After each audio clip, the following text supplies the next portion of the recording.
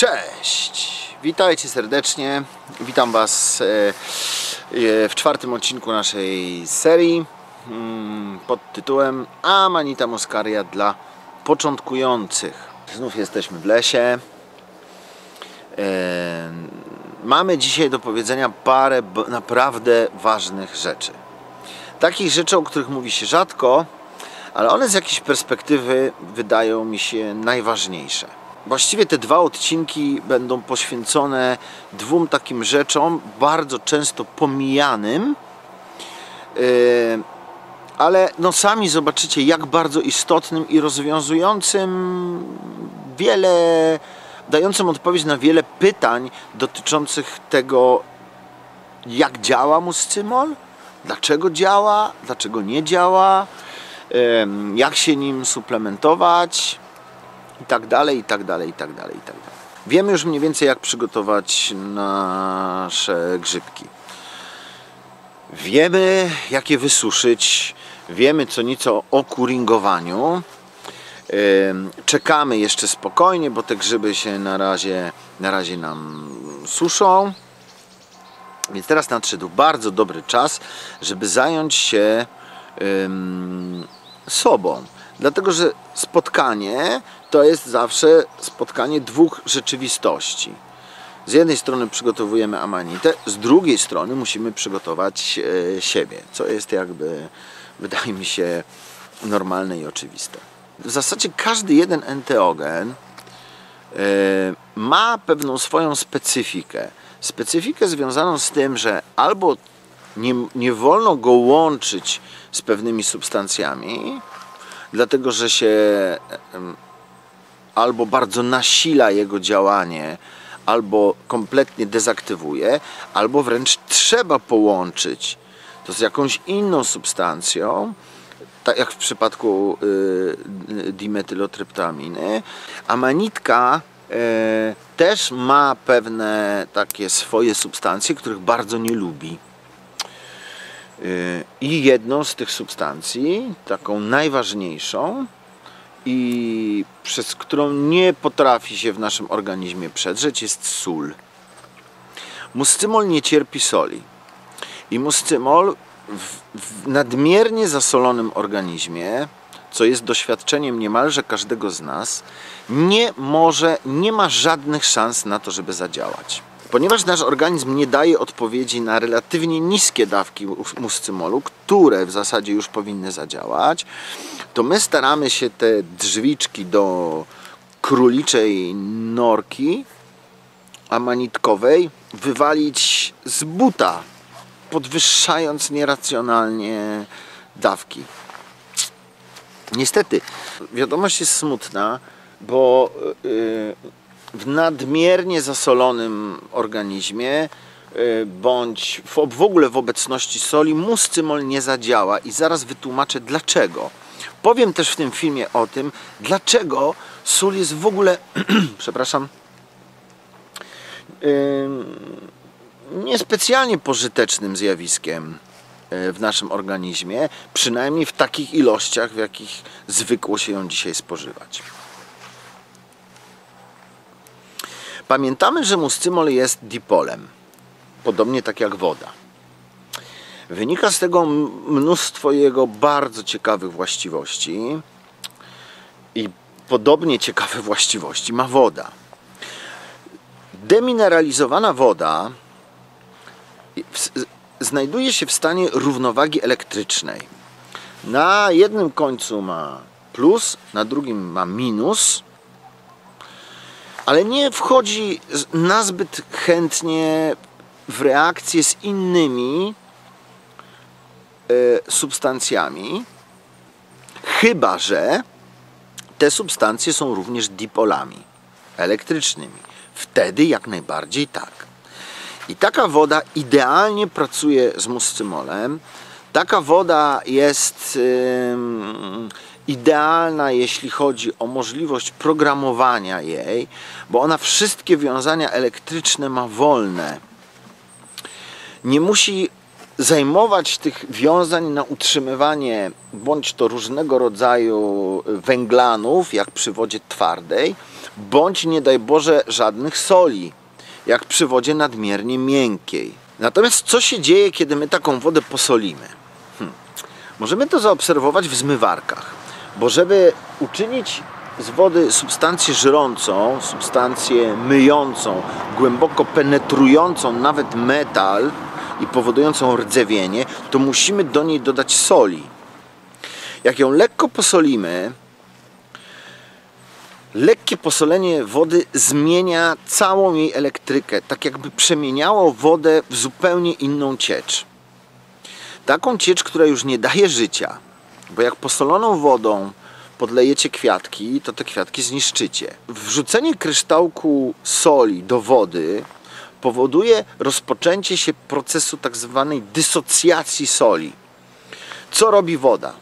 Woda, wiedząc, że ta sól jest substancją bardzo żrącą i bardzo szkodliwą, zaczyna odwracać się swoją częścią, która jest ujemnie naładowana, czyli atomami tlenu, w stronę sodu, który jest naładowany dodatnio, i zaczyna chlorek sodu rozrywać wręcz na postać jonową, która już nie jest aż tak niebezpieczna, ale wyrywając taki atom sodu, musi go szczelnie, tak jak kulka, otoczyć kordonem wody, zajmując jakby jedną rękę, tylko tą minusową, ale przez to, że zachwiana została równowaga elektryczna wody, to ta druga ręka, na której jest plus, staje się bardzo aktywna.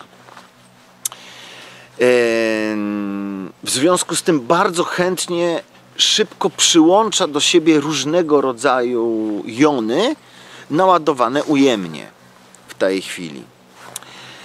Zasolona woda w organizmie tą swoją wolną ręką przyłącza najczęściej magnez i potas. Więc spożywanie, po czym przenosi to wszystko w kordonie z wody, przenosi to wszystko do naszych płynów ustrojowych, gdzie te nadmiary słonej wody zostają wydalane. O ile jest wystarczająco dużo wody, bo ta woda też nie może być w naszym organizmie nadmiernie zasolona. Dlatego jak jest za mało wody, a poziom zasolenia zbliża się do niebezpiecznego poziomu, to organizm rozpaczliwie woła o wodę, o wodę, o wodę i wyciąga z organizmu całą wodę, żeby ta woda zajmowała się tylko i wyłącznie solą w naszym organizmie. Dlatego nam się tak bardzo chce pić i dlatego sól zatrzymuje ogromne ilości wody w naszym organizmie. I taka woda, która jest jakby to powiedzieć, zaabsorbowana przez sól, zajęta przez sól, ona nie jest w stanie wchodzić w żadne interakcje elektryczne z żadnymi innymi dipolami. Po prostu nie ma na to miejsca. Pamiętajmy o tym, że moscymol jest również dipolem. Jest podobnie jak woda cząstką dipolarną i również w wodzie neutralnej on jest neutralny elektrycznie i potrafi łączyć się z wodą w naprawdę niezwykłe struktury. Nam zależy na tym, żeby właśnie taki kryształ wody razem z tymi cząstkami muscymolu przetransportować jak najbliżej naszego receptora. Jeżeli taka cząstka wody, taki kryształ napotka w naszym organizmie słoną wodę, to woda z tego, ten kryształ jest momentalnie rozbijany i zarówno muscymol, jak i woda zajęte są tylko i wyłącznie obsługiwaniem soli w naszym organizmie. Efekt tego jest taki, że jak zjemy na przykład, nie wiem, 5 gram grzybków, bardzo dużo, na mocno zasolony organizm, jeszcze wcześniej zjedliśmy sobie jakiś tam, nie wiem, słoną jajeczniczkę, albo jakąś zupkę, albo coś tam, chce nam się pić i popijemy to, nie wiem, wodą z ogórków, to nie poczujemy kompletnie nic, a cały muscymol zacznie być wysikiwany już pół godziny po przyjęciu i wtedy będzie go najwięcej. Okej. On wtedy spełnia dość ważną funkcję w naszym organizmie, bo on powoduje jakby szybsze zrzucenie nadmiarowej wody z organizmu, bo on też się zajmuje obezwładnianiem soli. I na to, moi drodzy, nic nie poradzimy. Mamy takie możliwości dwie. Jeżeli chcemy skutecznie w życiu korzystać z dobrodziejstw i mocy amanitki, korzystając z niej w naprawdę niewielkich ilościach, bo niewielkie ilości potrzebne są do tego, żeby aktywować w nas mnóstwo procesów ozdrowieńczych i mnóstwo takich procesów integracyjnych w naszej psychice, no to musimy wybrać.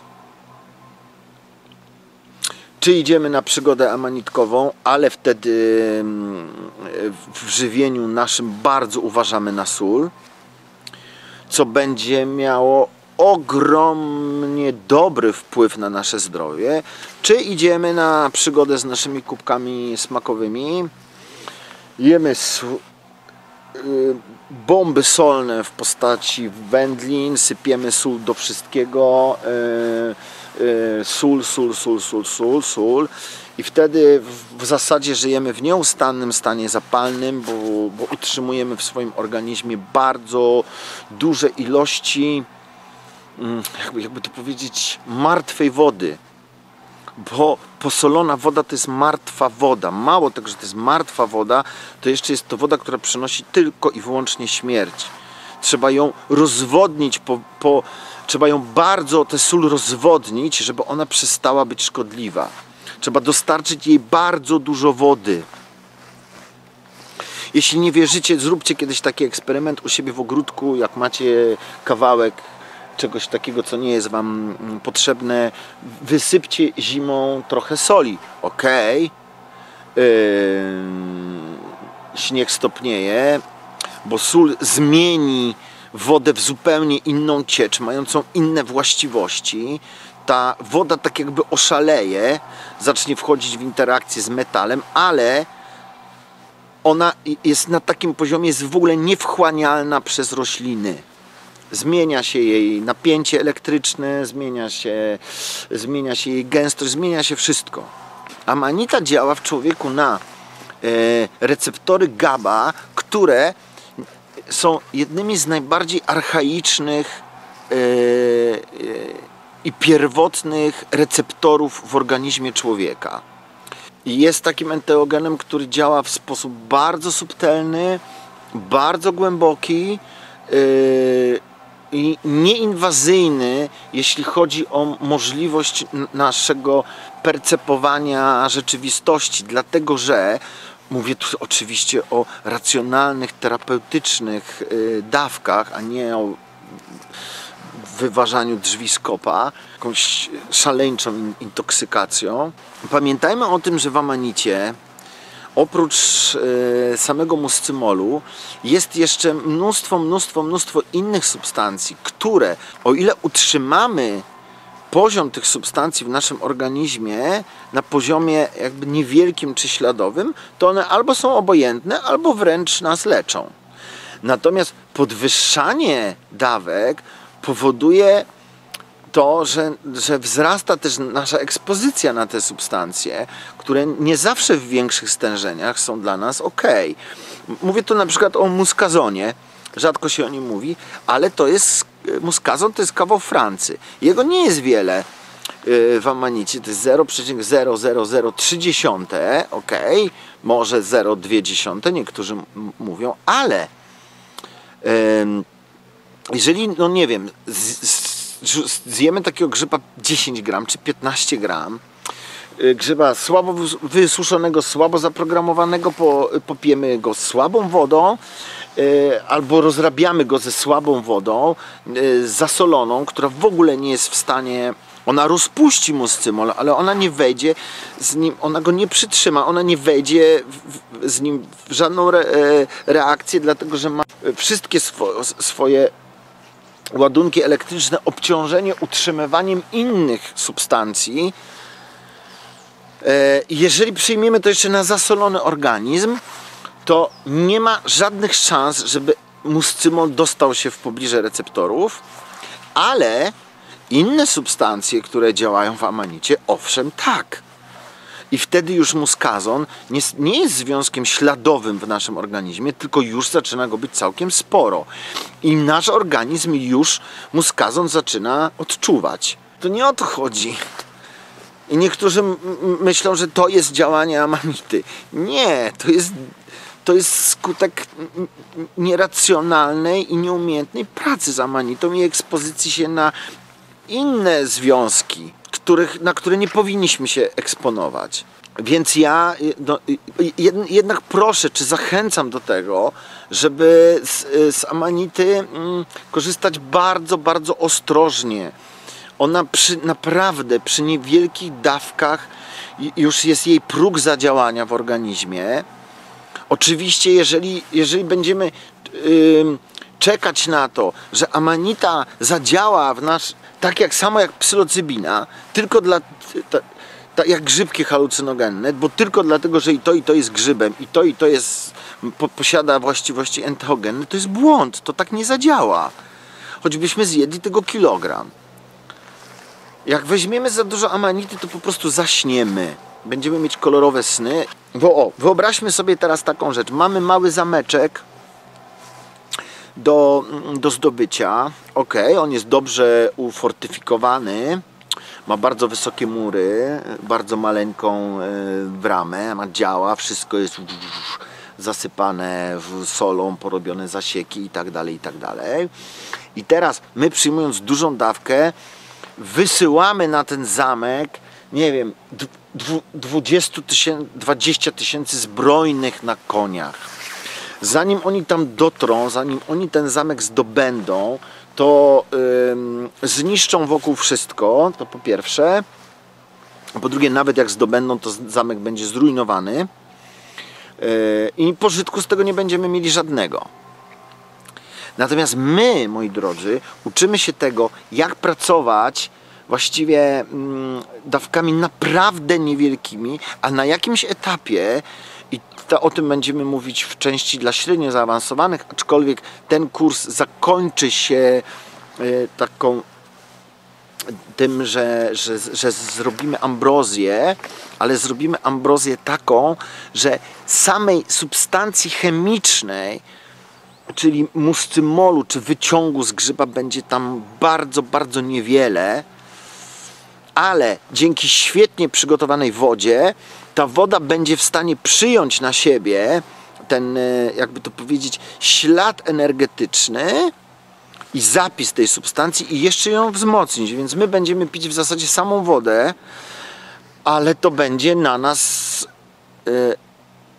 działać w sposób odczuwalny, w sposób piękny, w sposób radosny, w sposób jakby nie absorbujący i nie obciążający zanadto naszego organizmu i będzie działać.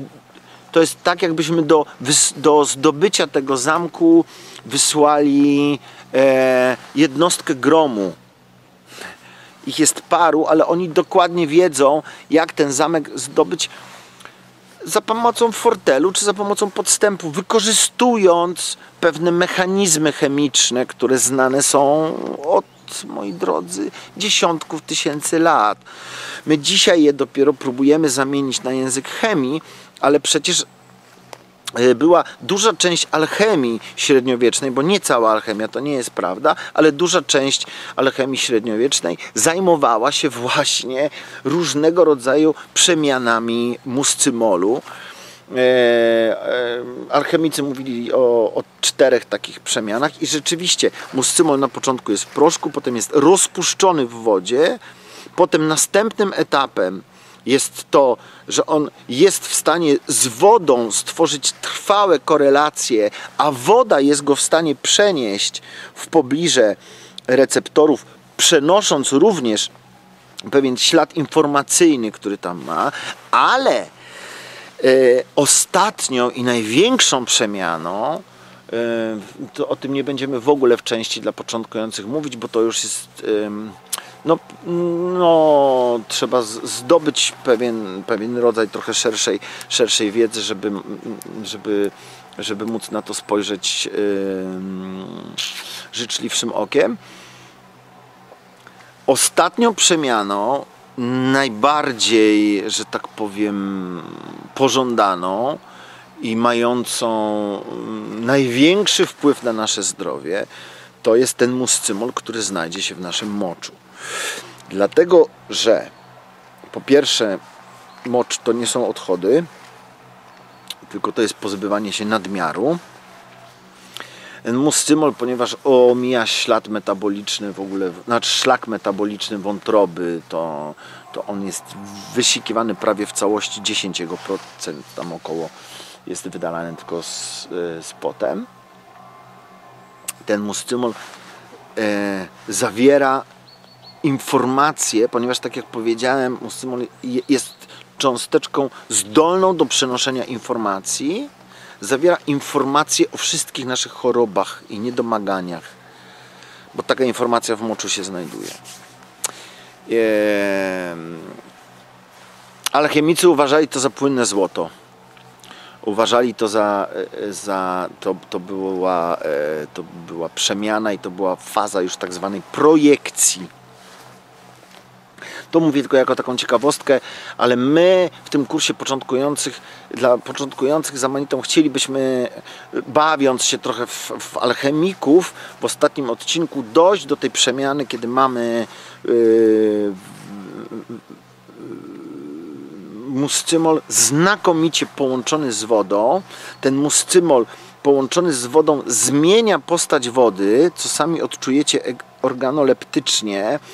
Woda zmienia swoją gęstość i w przedziwny sposób zmienia swoją konsystencję i wtedy my czujemy, ale tak się dzieje tylko i wyłącznie przy deszczówce albo demineralizowanej wodzie. Jeżeli woda jest tylko trochę gorsza, to już tego efektu nie będziemy obserwować. Tak. I taki napój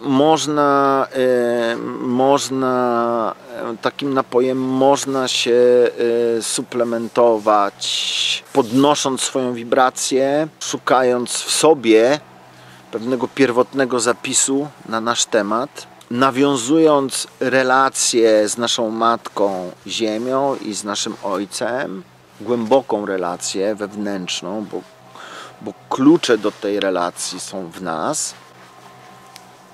Słuchajcie, ostatnia rzecz bardzo ważna, o którą pytacie, czy amanitą można się suplementować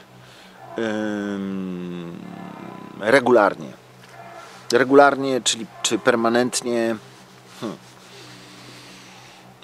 Ja uważam, że nie. Może tu niektórych zmartwię. Amanita jest świetną towarzyszką pewnej określonej fazy w naszym życiu i w życiu naszych komórek, czyli fazy detoks i oczyszczania się organizmu. To oczyszczanie też nie może trwać wiecznie, bo po oczyszczaniu na wiosnę przychodzi faza ekspansji, rozrastania się, rozdawania energii. To po pierwsze.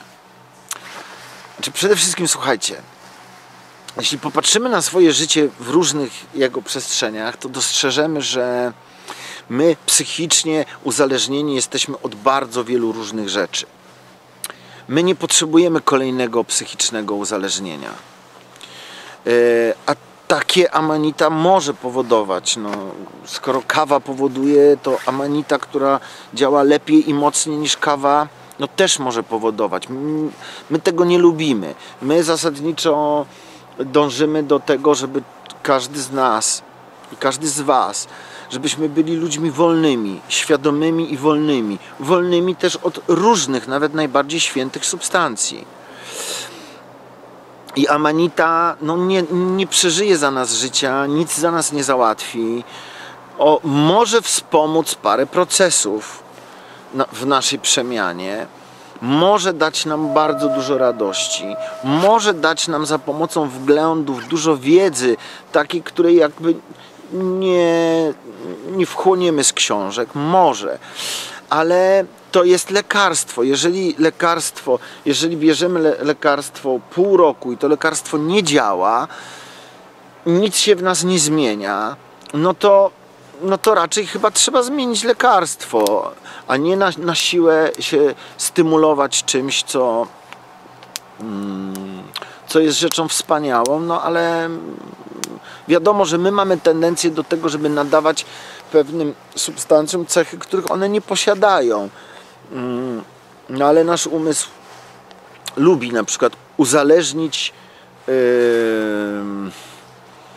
pomyślność przeżytego dnia od, nie wiem, wypitej kawy, z porannego przejrzenia wiadomości. Jak czegoś nie zrobimy, to potem jest to, uważam, że to jest takie zachwaszczenie trochę swojego życia i amanitą też swoje życie można po prostu zachwaścić. Więc ja na przykład uważam, że okres suplementacji amanitą nie powinien trwać dłużej niż 2 miesiące. To po pierwsze. Po drugie, zawsze jak wchodzimy w suplementację, to powinniśmy sobie postawić punkt, kiedy ona się zakończy. Czyli jeżeli rozpoczynamy w Boże Narodzenie, to wiemy, że kończymy ją na Wielkanoc. I to jest super. Zwłaszcza, że potem im jest cieplej, im jest bardziej gorąco, tym suplementacja amanitą staje się coraz bardziej kłopotliwa, dlatego że amanita, po pierwsze, tak jak powiedziałem, wymaga pewnego reżimu żywieniowego, a my czasem chcemy sobie po prostu poszaleć i jest fajnie. I po to mamy fazę retoks, żeby sobie poszaleć, żeby zjeść czasem coś, co może nie jest jakoś super zdrowe, ale jest na przykład dobre. Więc to jest też taka faza potrzebna. Ale amanita też ma tendencję do ściągania nadmiarowej ilości wody z naszego organizmu i jeżeli połączymy wysoką temperaturę, wysiłek, pocenie się, jeszcze 3 piwka wypite, które zawierają w ogóle sporo soli różnych i do tego zjemy jakąś goloneczkę i coś a jeszcze żeby było fajniej dorzucamy sobie amanitkę, może spowodować to po prostu odwodnienie organizmu. No może, bo to w ogóle po prostu nie o to chodzi. Jest teraz jesień, tak jak wszystkie rośliny zasuszają swoje liście, wchodzą w czas regeneracji, drewnienia łodyg, ustawiania pionowo całej konstrukcji, twardnienia, rozwoju systemów korzeniowych. Więc my teraz też wchodzimy w taki cykl, lekkiego spowolnienia, zajęcia się w większym sensie sobą, swoim zdrowiem, swoimi chorobami i w tym amanita może nam bardzo pomóc. Bardzo może nam pomóc, może być naprawdę świetnym narzędziem legalnym, bezpiecznym, działającym bardzo, bardzo subtelnie, nie zakłócającym w żaden sposób naszych relacji z rzeczywistością, wręcz wyostrzających je. We wszystkich prastarych przekazach, ale też przekazach ludowych, okres suplementacji był zawsze poprzedzony czasem przygotowania organizmu, czyli postem, odsoleniem organizmu i zawsze czas suplementacji był to czas pewnego, no tak jak u nas post, powstrzymywania się od pewnego nadmiaru bodźców zewnętrznych, ale też powstrzymywania się od pewnych nie najlepszych nawyków żywieniowych, które mamy, może po to, żeby je odrobinę zmienić. I trwał nie dłużej niż 40 dni. I według mnie jest to czas absolutnie wystarczający na to w roku, żeby robić sobie taką, mówimy tutaj o tej naszej suplementacji jednogramowej. Maksymalnie 2 miesiące, żeby nie popaść w kolejny niepotrzebny nawyk myślowy i nawyk emocjonalny, Bo my to wszystko właśnie robimy, żeby się tych nawyków pozbyć, żeby być wolnymi, szczęśliwymi ludźmi, którzy wybierają świadomie, a nie którzy chodzą na pasku różnych substancji, bo jak nie zjedzą, to nie wyjdą, a jak nie wypiją, to nie zasną, a jak nie wyrzucą. Okej, tak, pomagajmy tym sobie, walczmy z tym, ale też pamiętajmy o tym, że nie ma na świecie chyba poza wodą żadnej takiej substancji, którą moglibyśmy spożywać nieustannie i byłoby to ok. Właściwie wszystkie schematy żywieniowe i wszystkie schematy mentalne, w które wchodzimy i które przypinamy do pewnych rzeczy, no są takie... Trzeba by pomyśleć sobie o tym. Dobra, to chyba na tyle. Dość dużo pogadałem dzisiaj. Zobaczymy jeszcze, co z tego wybiorę. Ostatnia część będzie o wodzie. To będzie przedostatnia część. Będzie część o wodzie i będzie jeszcze jeden taki suplement do tej serii kulinarny, gdzie już przyrządzimy sobie parę rzeczy, już takich konkretów z Amanity. Dziękuję Wam za ogrom życzliwości, którego doświadczyłem od Was w ostatnim czasie. To 10 dni jak ten kanał, 10 dni temu ten kanał powstał, bardzo duże zainteresowanie. Bardzo się z tego cieszę, bo dyskusja o enteogenach w ogóle jest taką dyskusją, która no właściwie można by powiedzieć, że nie istnieje prawie w przestrzeni publicznej, a szkoda, bo jest to tradycja lat tysięcy.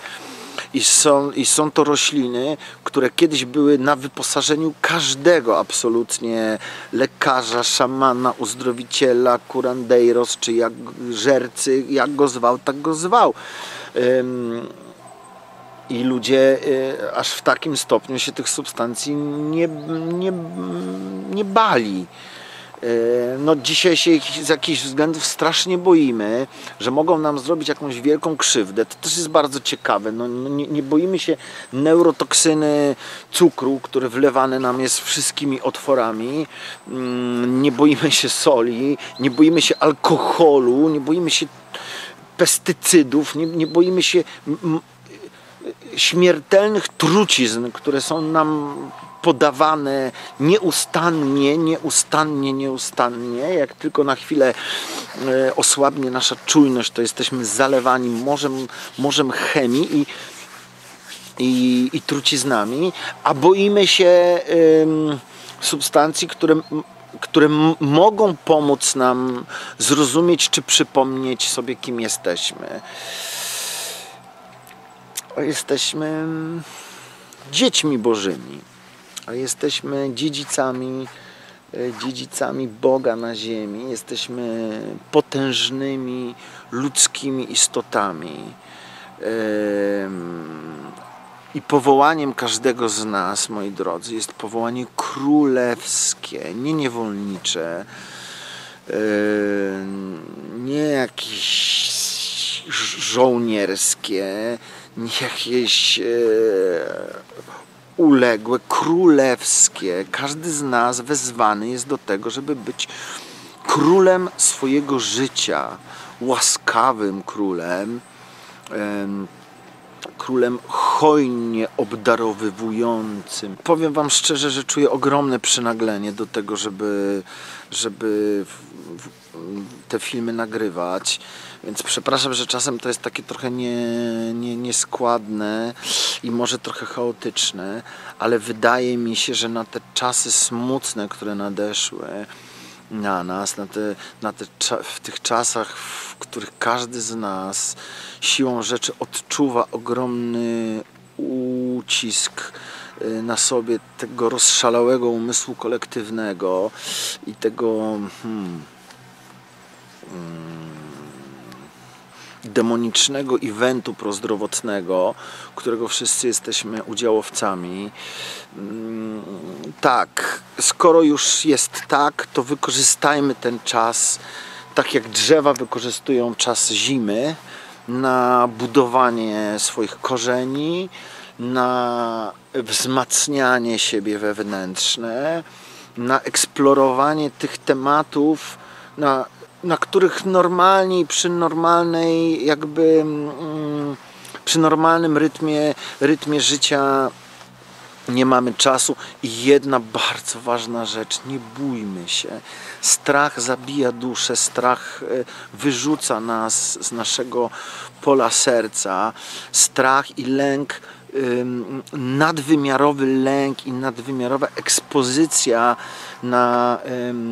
na lęk potrafi wyłączyć całkowicie nasz układ odpornościowy. Wyłączyć. Zwierzę, które się w stadzie ma najwyższy poziom lęku, to jest pierwsze zwierzę, które przyroda rozpoznaje jako takie, które może być dla stada zagrożeniem, więc ono jako pierwsze zaczyna chorować. Dbajcie o siebie, wysypiajcie się, oddychajcie świeżym powietrzem. Im bardziej chodzicie w im więcej chodzicie w im więcej inhalujecie się wtórnie swoim dwutlenkiem węgla.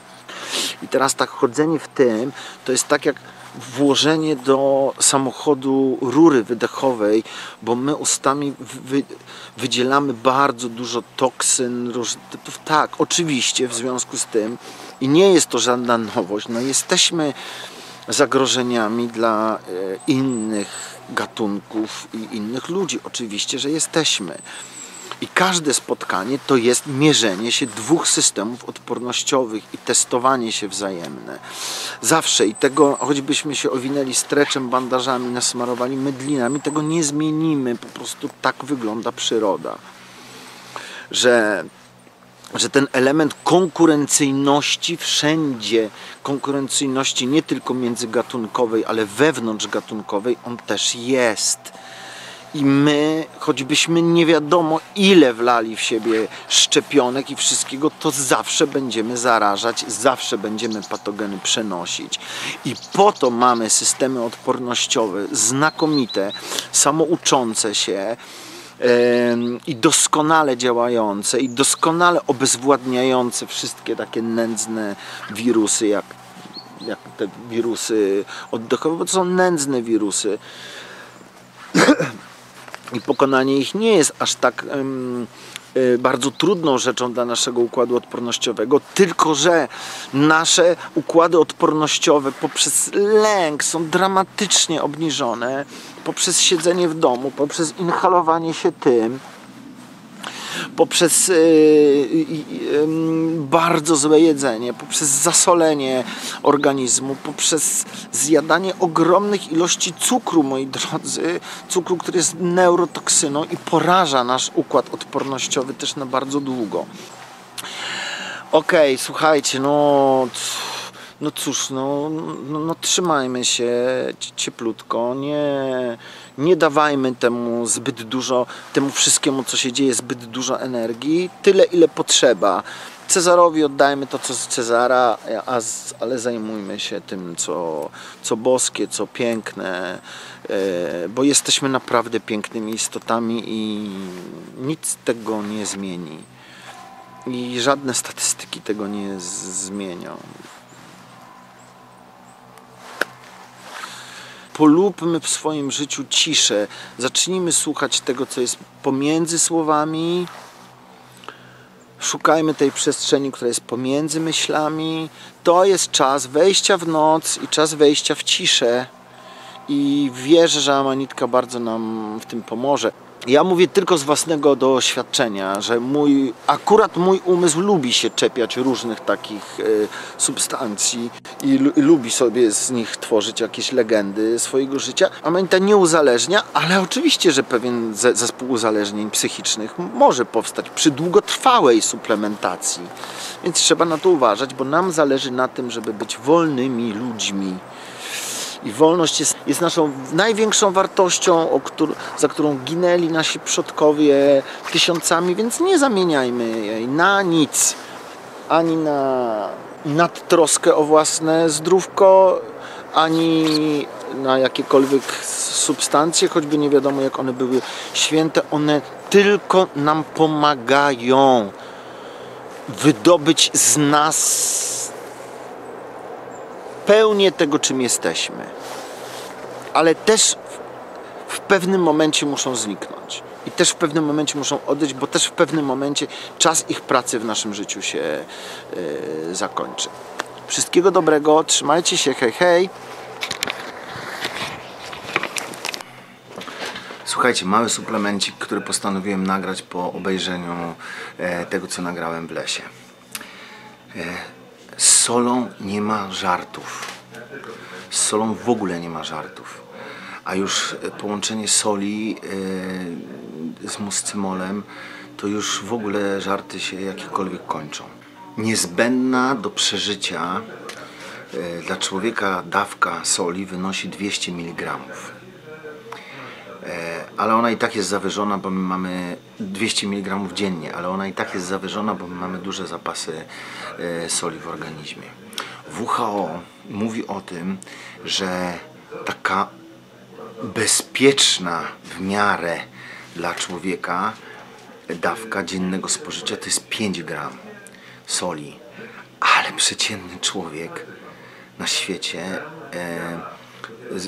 spożywa od 15 do 20 gram.